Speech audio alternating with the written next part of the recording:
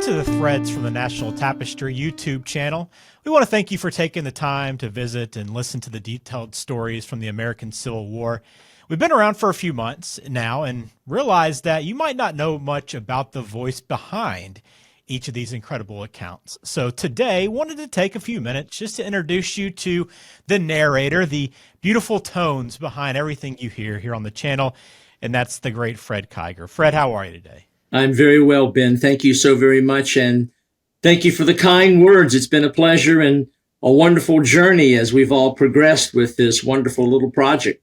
Well, I know people that listen can tell that this is a passion of yours. I mean, it obviously comes through in everything that you talk about and all the stories and detail that you go into. And yeah, I wanted to kind of just explain that a little bit more and just kind of pull back the curtain a little bit on your background, because it's really remarkable talking with you when we're off the air, when we're not recording, about just the stuff that you've experienced, just the stories that you have away from what you talk about on the microphone. So I think sharing that a little bit with people will kind of give them a better idea of what they're listening to and maybe even potentially appreciate a little bit more of the storytelling that we do here on the channel. So I wanted to kind of get into a little bit of the background, because we all think I have appreciation for history, you know, in some respect, right? We might love studying about the World War II or, you know, World War I or the Civil War. We all have our different passions. How did you actually get into the Civil War? Why was this the one that really caught you?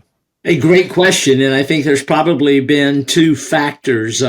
One, the time I was born, because when I reached some age of understanding what life was about and building some interest, I was 8, 9, or 10 years of age, and that was the time of the centennial of the American Civil War. And of course, newspapers and magazines and all sorts of works were being published, and much was in the news about the 100th anniversary of that event. And so that obviously contributed. And my mother, and I'll do a little bit of a show and tell. My mother bought this, Great Battles of the American Civil War, which was from Time Life. And while at that age that I was, I cannot admit or confess that I read everything that had been written, but it was the artist, the images, the Time Life artists who captured the battles at First Manassas, at Chancellorsville, the Pickett, Pettigrew, Trimble charge at Gettysburg, Porter's Passage down the Mississippi past the batteries at Vicksburg. And I was absolutely mesmerized by those moving images, by those paintings and what have you. That, without question, helped me to kind of funnel my interest to this particular time of history. And then the second factor would be my father, my dear father, who was in World War II, United States Army, 331st Infantry Regiment, 83rd Division in the European theater. He landed at Omaha Beach, D+12, fought his way across France, Luxembourg, Belgium, Germany, and wound up at the end of the war in Czechoslovakia at that time, and with his unit being trained for what was going to be their shipment to the Pacific theater, had not the atomic bombs at Hiroshima and Nagasaki put an end to all of that misery. I went with my father to all of his Army reunions. I sat in the back of Holiday Inns at the age of 9, 10, 11, 12 in places like Lancaster, Pennsylvania, Beckley, West Virginia, Columbia, South Carolina, Winston-Salem, North Carolina. And though, again, being at a young age, I sat in the back of those Holiday Inn rooms and I listened to these grown men talk about what had to have been the most important, passionate times of their lives. I mean, even with death tugging at their sleeve, they recounted these remarkable stories that I was hypnotized. I sat there and drank them in. And it was from those two experiences that I embraced the American Civil War. And not only the topic, Ben, but how to present not only that topic, the American Civil War, but any historical topic. It should be done through a story. Dates, memorization of names have no soul.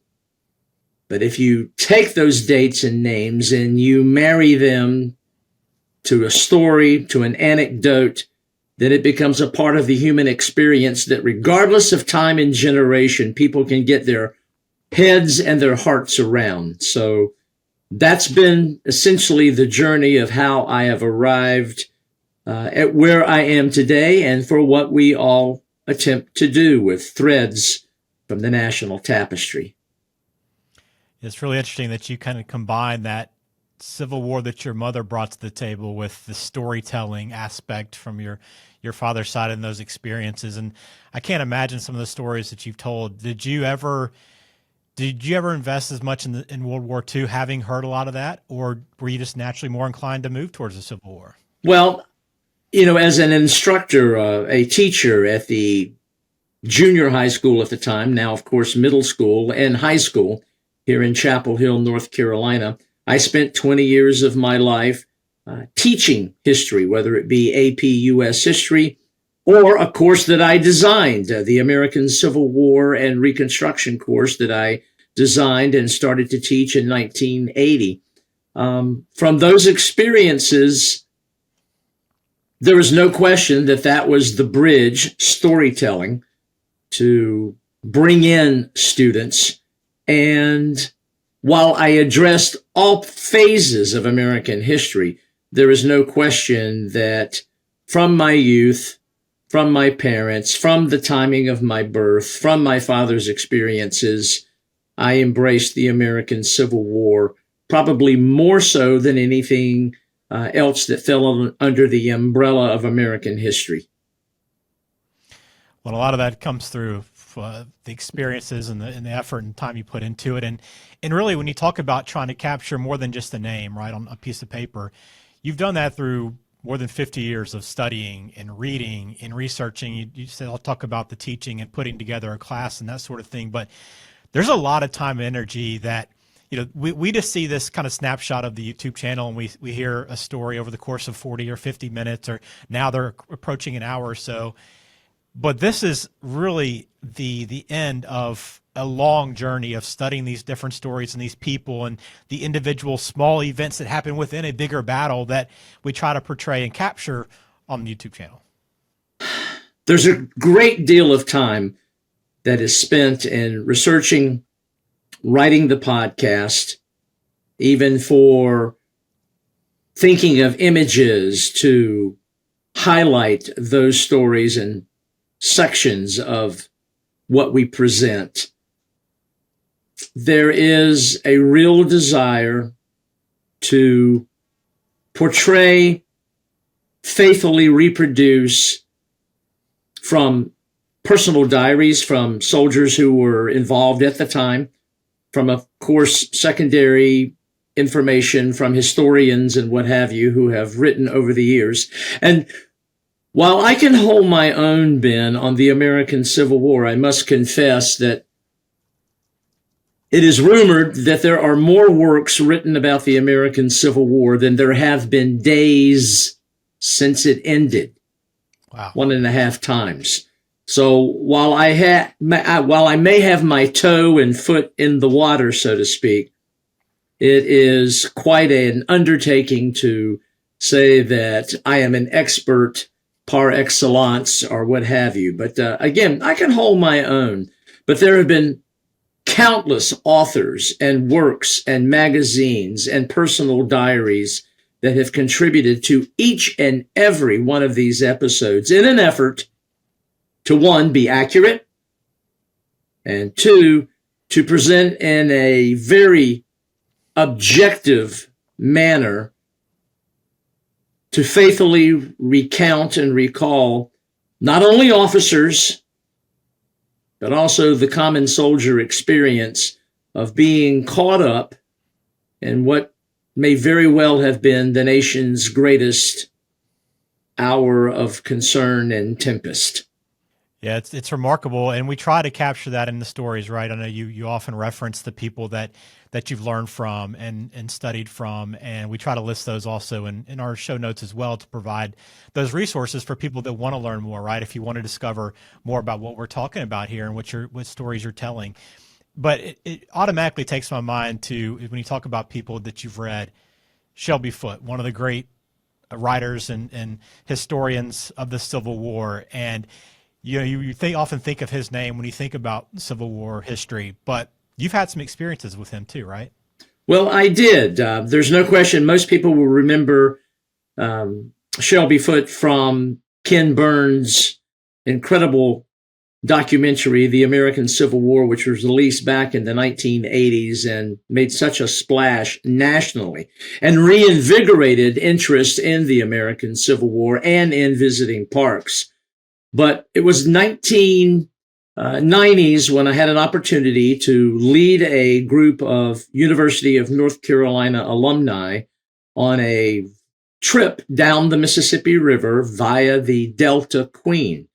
And of course, it was exciting for me to be told that I would be making 2 or 3 talks and would be sharing the lectern with Shelby Foote, who is a University of North Carolina class of 1939 alum. Now, that being said, Shelby never graduated. He found other activities and left school a little early, but he is associated with the class of 1939.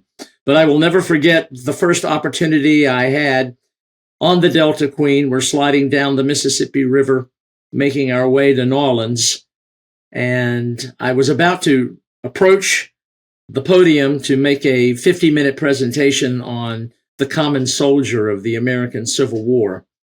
And just as I reached the podium, in the very back of the room, which held some 150 to 200 people, the door opened ever so slightly, and in slid Shelby Foote, the man who has written one of the great narratives, the 3-volume narrative about the American Civil War.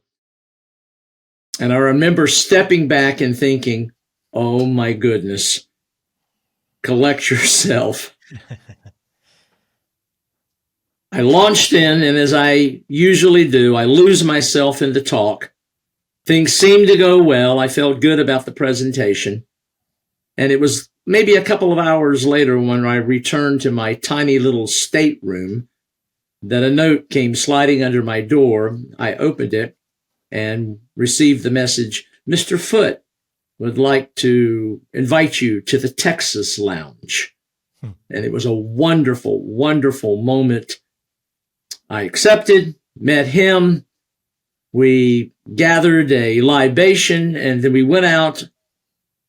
As unbelievable as this is going to sound, we sat in rocking chairs, sliding downstream on the Mississippi River, and we shared stories and talked for maybe 2 hours. Wow. Things that made me understand and respect him even more. For example, he originally in the 1950s, as were many historians, given an opportunity to write an article or something, a pamphlet or what have you, about the American Civil War. Well, Mr. Foote, Shelby, took that challenge to write an article, and it wound up taking the next 20 years of his life to write the 3-volume classic, The American Civil War, or The Civil War, a Narrative. He told me that he wrote every bit of the narrative while standing up and using a quill pen. Wow. Someone else would then transcribe it. I asked him what was his sources, and he said he only used one. He used the OR, the Official Records of the War of the Rebellion. That was his sole source for writing all of this. And of course, being a novelist as well as an historian, that's why the language was always so beautifully written, the prose so readable and so capturing. It was a wonderful, wonderful afternoon, and there was no question that that was an inspiration. I did not at the time realize that I would have another opportunity to share the stage with him. And that was on a future Delta Queen experience when it was still on the river. And there is no question he was a towering influence and a mentor for yours truly. It was a fantastic experience. Quite the man, quite an interesting figure, and someone who, again, took a small opportunity, a small chance to pen something and turned it into what today is a Civil War classic. Yeah, that's really incredible to hear that. And I know it still means a lot to you. I can just tell by the detail that you are still able to share, many years later. And I can confirm that you didn't pick up his writing habits, right? You don't write each one of these episodes with a quill pen, do you? No, I do sit down and I do pen them, if you will. Well, it used to be by handwriting, but now I have mastered to a degree the art of technology and the computer. I will say too, Ben, that I asked him, what was a good day for him writing? And he looked at me and he said, 300 words. 300 words. Wow. That's maybe a paragraph. He was such a wordsmith. Every word, every verb, every adjective was calculated, laid out in his mind. And then he would put it down from pen to paper. Remarkable. We dash off how many notes a day. And for Shelby Foote, if he got 300 words, it was a good day of writing for him. No wonder it took 20 years to write the 3-volume narrative on the American Civil War. As quickly as we try to move in our lives now, Freddie, we've lost a little bit of that, right? The dedication to the whatever craft that you work in, where you're willing to just invest that much time to make sure you get it perfect. And I think just from what I've seen from you, and I know that people that we've heard comment here on the YouTube channel and send us messages on Facebook appreciate the effort and the craftsmanship you put into each one of these stories as well. And I can tell the influence that someone like Shelby Foote has had on you because of that. And I think it comes through in the writing that you do as well. Well, that's a wonderful vote of confidence. Thank you very, very much. To be mentioned in the same breath with Shelby Foote, or for that matter, with Bruce Catton, who was one of my fantastic mentors in the sense of reading all of his works. He had the command of the word, of the prose. It was beautifully written. Thank you for that, Ben. Absolutely.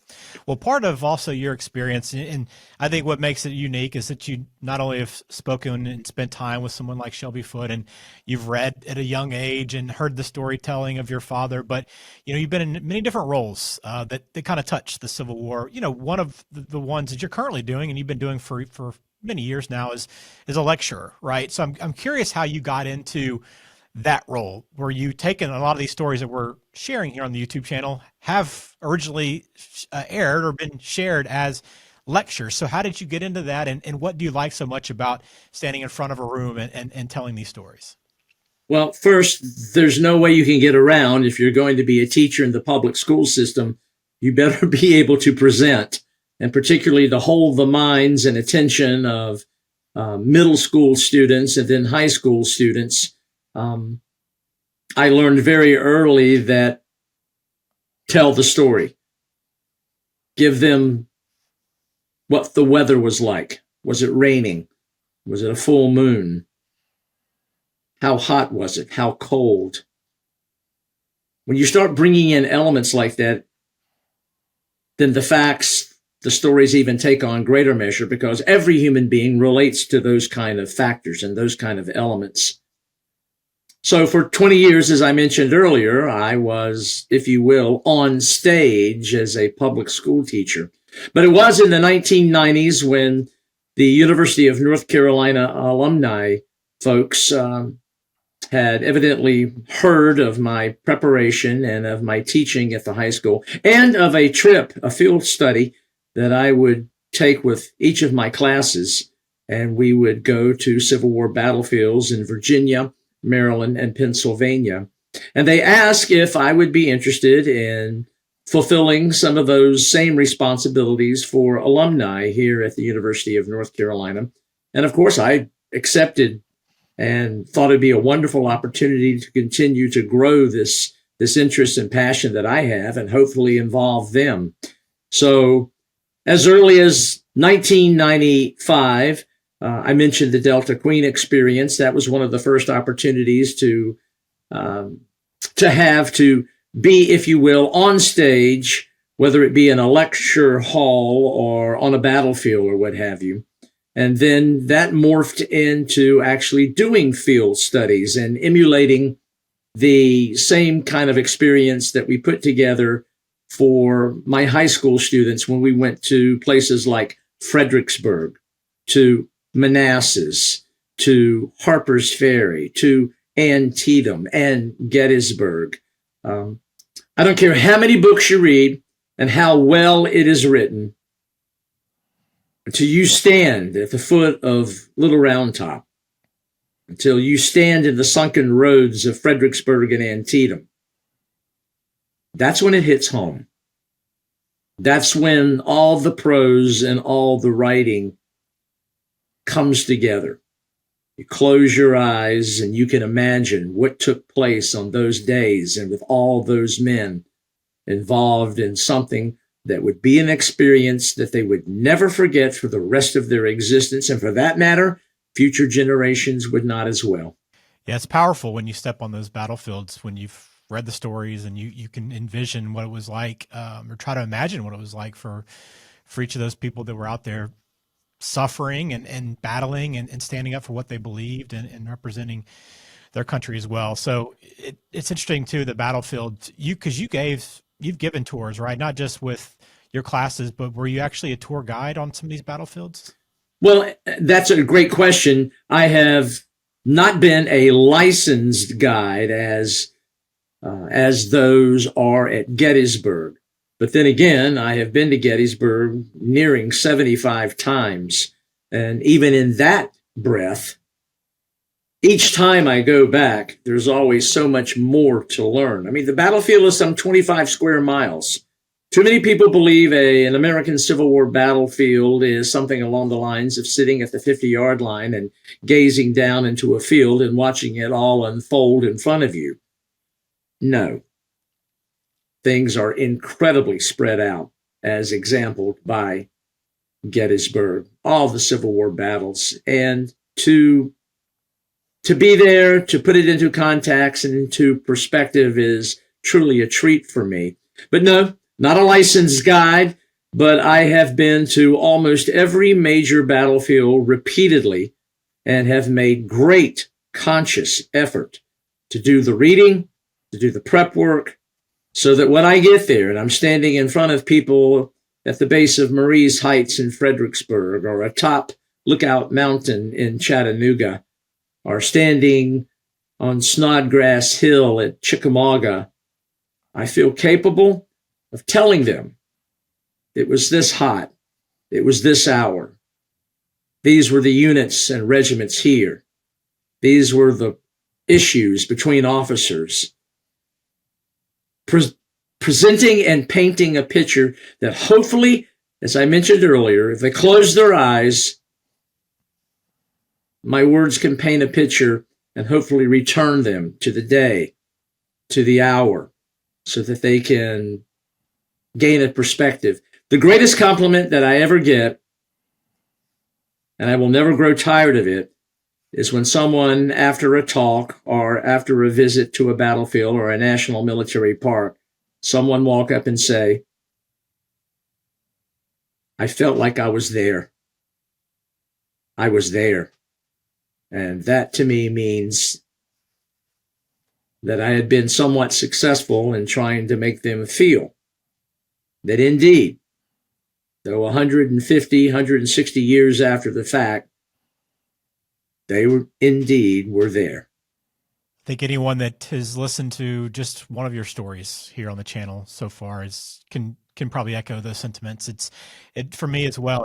I listened through each episode before we put them up, and it's remarkable. The little details is what you really kind of latch onto and what bring you into that moment, right? It's not the names or the regiments or the units. It's those little details about nighttime and the burning embers and coals that were still there around as soldiers tried to sleep. It's those little things that make a difference. So we appreciate those, Freddie. No, You thank mentioned you. Battlefield, so I am curious, and I think we'll try to get a little bit more of your not personal opinion, but trying to understand more of what you love about the Civil War and what you appreciate, and just some of your personal perspective on things. But one of those is Battlefield. Of all the things all the places you visited, which battlefield really resonated with you, or what would you consider your favorite battlefield? Do you have one? Well, it's hard to say, Ben, a specific one battlefield that is my favorite, but each brings an element of importance and excitement to and for me. But I do feel that I am partial about visiting those battlefields that have not been paved under. The battles around Atlanta are all gone. Some towns have grown, and only portions of those battlefields exist. And then there are battlefields that are placed in areas that are very difficult to see. For example, if we ever go to the Battle of the Wilderness or to Chancellorsville, which share the same sites, it's very hard for a visitor to gain perspective because it's still so heavily wooded. And it's hard for them to envision. It's hard for them to see. But if you're in the sunken road at Antietam, if you're in the sunken road at the base of Marie's Height, despite the fact that the town of Fredericksburg has grown up and around the Battle of Fredericksburg, I do enjoy those battlefields more because it allows people to be able to see, to be able to understand the terrain, the topography, the stone wall, the natural flora and fauna. And I try to take people at the time that the battle was fought so that they do have an understanding of flora and fauna. But if I had to pick, if you pushed me and twisted my arm, I do really enjoy going to Chickamauga because it's in an area of northwestern Georgia, about 10 miles south of Chattanooga, that's still relatively unspoiled. And so you can see and you can envision. And then, of course, Gettysburg. Gettysburg is filled with places that are topographically dramatic. Little Round Top, Big Round Top, Culp's Hill, Cemetery Hill, Seminary Ridge, Hare's Ridge. All those places really help to provide an insight, an opportunity for you to feel like that you could reach back and be there. But if I had to pick my favorite, it would be Antietam, Sharpsburg, there in western Maryland. If it was a cornfield then, it's probably a cornfield today. There's been very little development. Things are as they were. And I must tell you, I've been there on some afternoons when the sun started to fade. The clouds roll in, and you get those glorious sunsets of oranges and fuchsias and reds. If you allow yourself, you can see the ghost and you can hear them. But the sunken road, the cornfield, the Rohrbach Bridge, more commonly known as Burnside's Bridge, all those sites are very visually dramatic. And I love going there, again, because it is so unspoiled. And it is, historically, the single bloodiest day in the history of the American Republic. So, yep, Antietam or Sharpsburg. Well, I hope that they remain unspoiled through time, just to preserve that piece of our history. The American Civil War Trust has been fantastic with its organization and with raising funds to buy up certain portions of battlefields that developers have been after, that are trying to put down condos or townhouses or strip malls. And I applaud what the American Civil War Trust has done over the last 2 or 3 decades in an effort to preserve those battlefields so that we might have a chance to see, to study, to learn. Well, Fred, just a couple more things I wanted to ask you about before. I don't want to take up too much of your time today. I know you always have a busy schedule, but when you think about the Civil War, and we've only shared a handful of stories so far on the channel. There's a lot more to come, and I know you've detailed not only the battles and the moments within the Civil War, but the years prior, the years after. What aspect of the Civil War really interests you the most? I'm going to give you a halfway answer, so to speak, Ben. I am fascinated by every aspect, whether it be Clara Barton, medicine, whether it be music, whether it be a battle, whether it be the political intrigue, diplomatic intrigue. There is so much that is so fascinating. I have never used the podium as a pulpit, and I never will. I will factually present the information and allow others to draw their own conclusions, or even hopefully go to more resources and learn more. But it's an area that we, particularly in these days of uncertainty, can learn. Because to be quite honest, many of the issues that drove this nation to separation and war in 1860, 1861, they have not gone away. They're still with us. And we can learn from them, and we need to learn from them.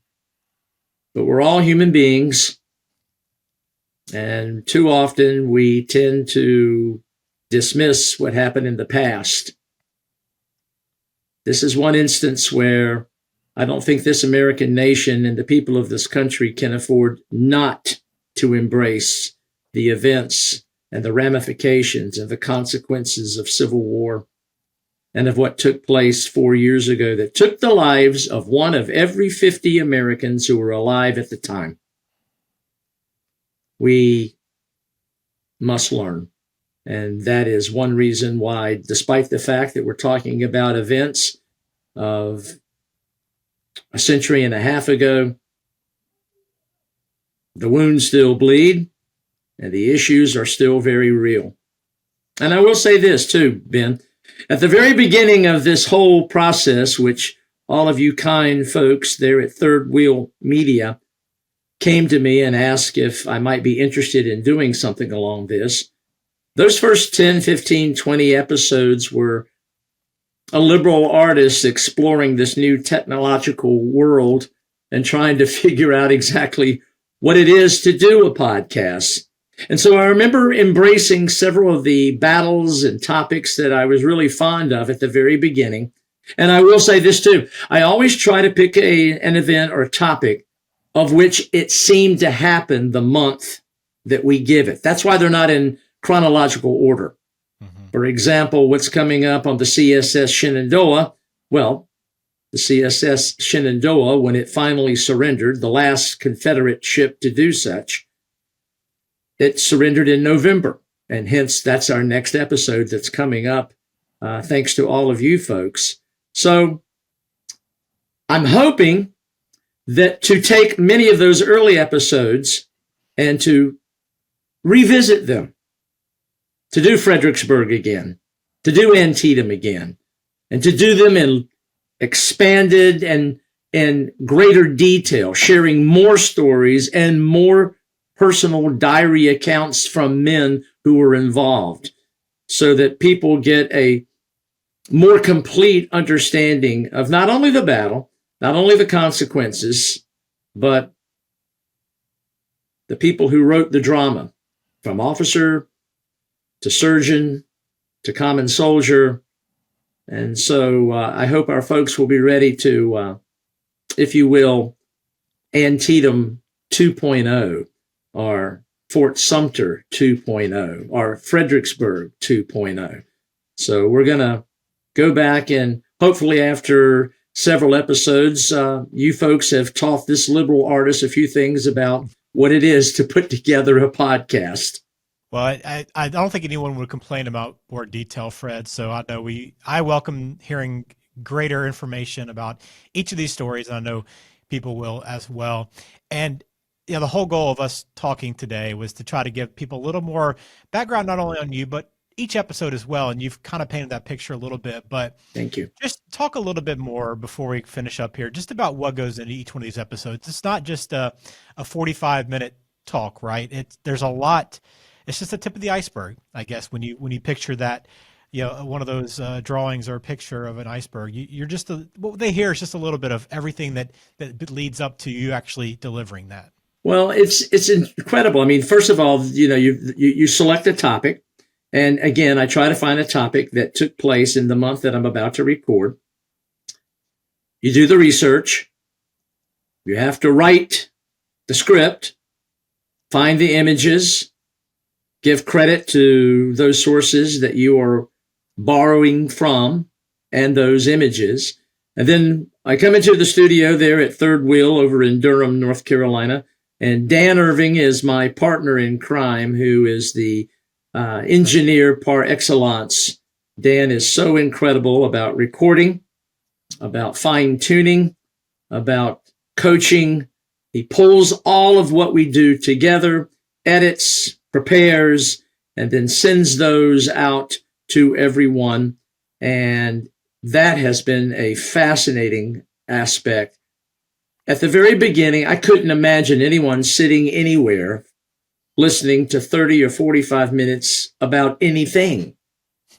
And yet to understand the power of the internet and to get patrons and to get people who are commenting from literally around the globe is humbling, is inspirational, and just further drives me to make sure that we do this right.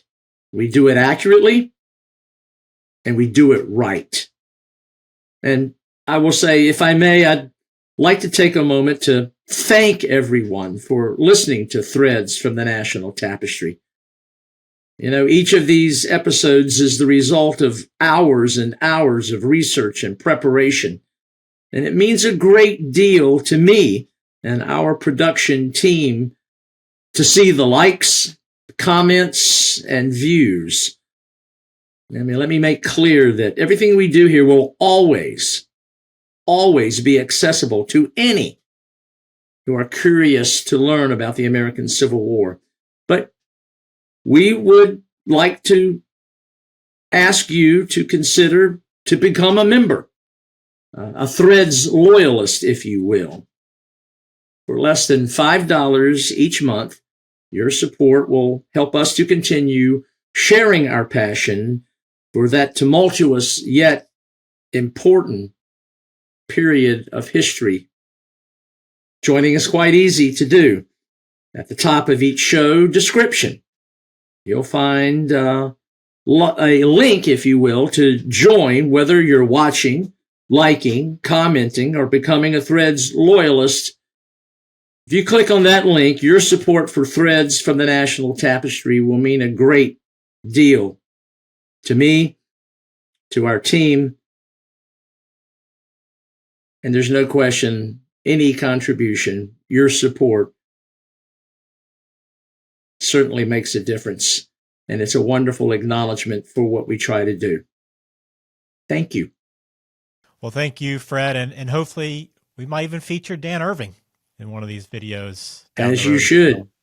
He makes me look good, makes me sound good. Yeah, Dan's extremely talented, and we're grateful to have him as part of our team as well. So hopefully, Fred, this gives some people a little bit of insight into who you are and your passion for what you do. I mean, it's very evident in the stories that we tell, but just to give them a little idea of everything all the time and energy you've put into each one of these stories. And we'll have a lot more coming down the road. And if you ever have anything that maybe you want to hear Fred tell a story about or please more do. Information about, please share that with us. We keep an eye on the comments, and you can always get in touch with us that way as well. We appreciate your support, as Fred just said, and we have a lot still to come. But Fred, thanks for taking the time today and telling us more about your background and your passion for the American Civil War. Well, Ben, thank you for your interest and for your support, because it has been through you, Dan, and others at Third Wheel Media that have brought a new inspirational moment for me to be able not only to share my passion with those in a classroom or on a battlefield, but to expand that audience to, as I mentioned earlier, everybody around the globe. Because regardless of nationality, we're still all members of one family, and that's the family of human beings. And we need to learn how to resolve our differences and to find some way, as U.S. Grant once said, to let us have peace. Thank you.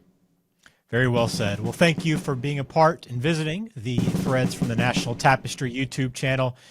Like, subscribe. That's the best way to support. And again, if you'd like to become a Threads loyalist, you can find a link right at the top of every episode description.